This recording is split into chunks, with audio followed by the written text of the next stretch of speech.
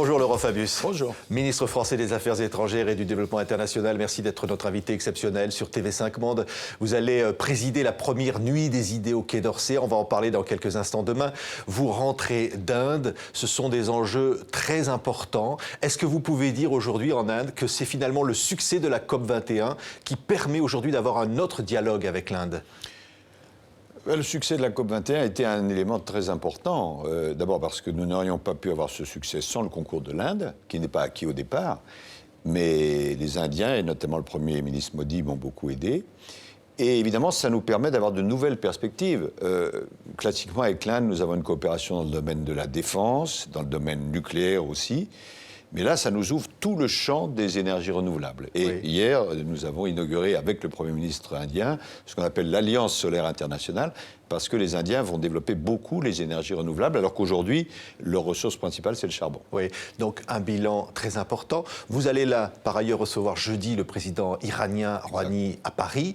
Vous avez dit à plusieurs reprises votre vigilance sur le respect de l'accord sur le nucléaire.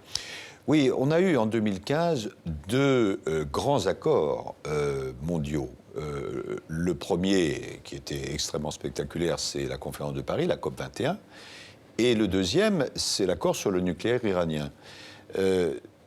C'est positif parce que tout ce qui peut permettre de limiter la prolifération nucléaire, or c'était ça l'enjeu, est-ce que l'Iran va avoir la bombe ? Tout ce qui peut permettre de limiter la prolifération nucléaire et de l'empêcher, c'est positif. Mais, parce qu'il y a un mais, il faut que l'Iran respecte évidemment ses obligations. Et le souhaitable, c'est qu'à partir du moment où l'Iran entre dans une nouvelle phase, ça se traduise aussi par son comportement dans d'autres aspects de la politique. On pense à la Syrie, on pense aux affaires régionales. Et ça, on ne le sait pas encore. Ouais, donc vous allez et en ce qui concerne les relations franco-iraniennes, elles vont redevenir tout à fait normales. Et donc, c'est une bonne chose qu'on reçoive le président iranien, à la fois pour discuter politique, sur la situation régionale, et il y aura aussi des aspects économiques importants. Oui, économiques avec des contrats de vente d'Airbus. Vous espérez quoi ? Écoutez, moi j'ai une règle qui me paraît assez salutaire, c'est que c'est seulement quand les choses sont signées qu'on parle. On parle de 114 Airbus. Mais disons que nous avons préparé ce voyage pour que ce soit un succès. Oui. Voilà. L'Iran, important, vous le disiez, pour la Syrie. Il va y avoir des négociations de paix qui vont s'ouvrir vendredi sous l'égide de l'ONU. Nous l'espérons. Vous en attendez quoi, monsieur le ministre ? Nous l'espérons. Écoutez, j'ai beaucoup travaillé tout en étant en Inde là-dessus. Hier, j'étais plusieurs fois au téléphone avec John Kerry, le ministre américain, et au moment où vous m'interrogez, nous sommes mardi matin, j'aurai dans la journée à la fois Sergueï Lavrov, le ministre russe, le chef de l'opposition modérée, qui s'appelle M. Hijab, et puis Stepan de Mistura, qui est chargé de suivre ce dossier pour le compte de l'ONU. Ce que nous souhaitons, nous, c'est que les négociations s'ouvrent, parce que la vraie solution du drame syrien, 260 000 morts, la moitié de la population syrienne déplacée ou à l'extérieur, un drame épouvantable. La solution, elle est politique. Oui. Mais, et donc il faut qu'il y ait des négociations. Simplement, il y a des questions très difficiles à régler. D'abord, quelles seront les compositions des délégations ? Oui. Autant, quelle opposition voilà, présenter autant c'est pas à l'opposition de dire qui sera la délégation du gouvernement, mais c'est pas non plus au gouvernement syrien de dire qui sera dans la délégation de l'opposition. Ça n'est pas réglé, ça encore. C'est en train d'être réglé. Il est certain que ce qu'on appelle le groupe de Riyad, je ne vais pas entrer dans les détails, dirigé précisément par M. Hijab, qui est un ancien Premier ministre de Bachar, donc il connaît très bien la Syrie, mais qui, lui, n'a pas accepté l'orientation de Bachar. Je pense que c'est ce groupe-là qui est représentatif. Il y a une autre question très importante, qui est que c'est très difficile d'avoir des négociations alors que les Russes et les Syriens de Bachar bombardent des villes et des civils innocents. Et puis, il y a un autre problème, c'est quel est le contenu de ces négociations ? Il faut discuter de tout, et notamment de ce qu'on appelle le gouvernement de transition, puisque à Genève il y a quelques années et récemment à Vienne, nous sommes mis d'accord à plusieurs pour qu'il y ait une transition, une nouvelle constitution et des élections. Et nous disons... Dans les 18 mois, ces élections. Exactement. Oui. Et nous disons, nous Français, que M. Bachar el-Assad ne peut pas être l'avenir de la Syrie, dans la mesure où il est responsable de tellement de morts que si on veut une unité syrienne, c'est pas lui qui va pouvoir l'assurer. Mais il faut qu'il y ait des négociations. C'est difficile, bien sûr. Et j'espère que nous allons pouvoir entamer ces négociations à partir de vendredi. Le ministre russe des Affaires étrangères disait qu'il refuserait que les Kurdes ne soient pas présents, ce que refusent évidemment les Turcs. Si vous voulez, il y a une règle qui est simple, c'est que ce n'est pas à une partie d'imposer le contenu de la délégation à une autre. Bon, et la diplomatie est un art suffisamment subtil pour qu'on puisse admettre qu'il y a à la fois des délégations, même si d'autres, qui ne sont pas directement négociateurs, peuvent aussi être consultés. Le même ministre russe disait que Poutine n'avait pas demandé le départ de M. Assad.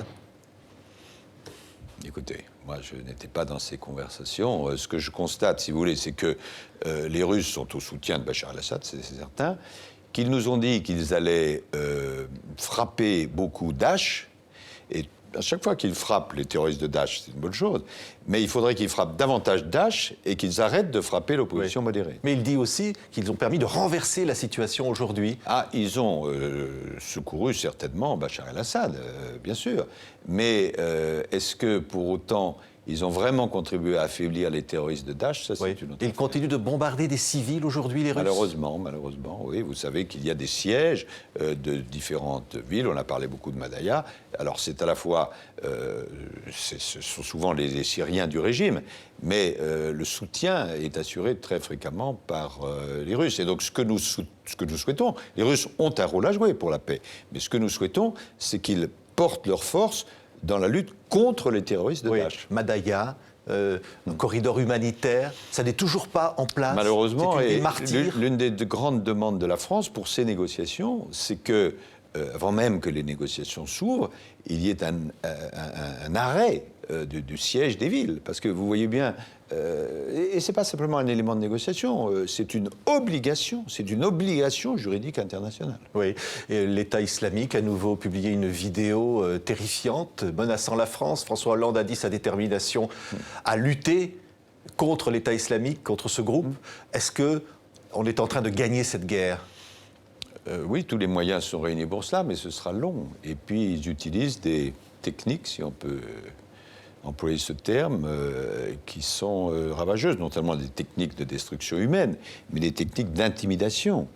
Et il faut donc que le combat contre eux soit à la fois un combat sur le terrain et un combat idéologique, et un combat aussi avec des armes nouvelles. On ne peut pas faire l'impasse sur ce qui se passe sur les médias, par exemple. On ne peut pas faire l'impasse. C'est-à-dire qu'aujourd'hui, l'État islamique est une menace. On voit Europol qui disait que des attaques d'ampleur étaient possibles en Europe, étaient ciblées aujourd'hui. C'est ce que nous disent, oui, beaucoup de services de police et d'intelligence. Oui, on a vu l'Afrique touchée, Ouagadougou. La présence c'est le nord du Cameroun avec Boko Haram qui a fait allégeance à l'État islamique. Bien sûr, mais c'est une des données tragiques du nouveau terrorisme international. C'est qu'il a la prétention de frapper partout. Et donc, pour la France, ce n'est pas un combat seulement pour la France, c'est un combat pour, bien sûr, notre sécurité, mais toutes les puissances sont concernées. Et je suis extrêmement frappé, moi, par définition, comme ministre des Affaires étrangères, je suis tout le temps à travers le monde, quel que soit l'endroit du monde.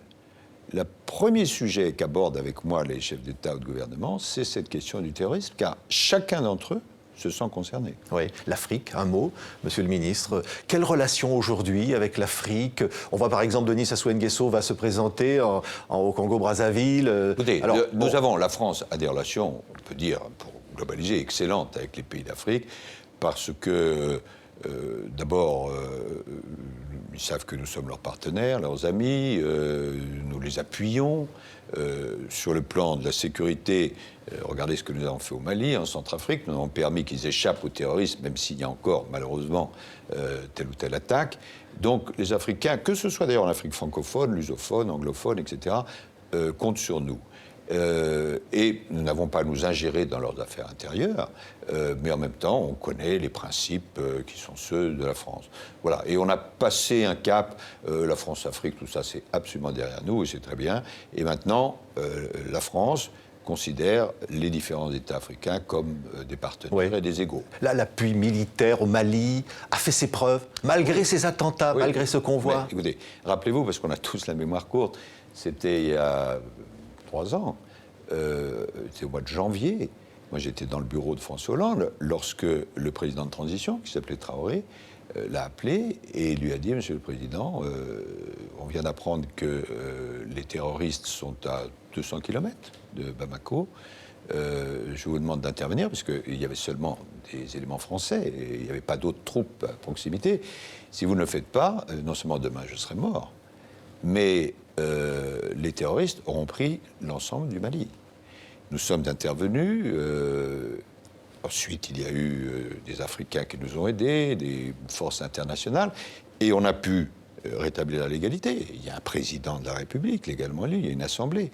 Reprendre le développement, arriver à une paix avec le Nord.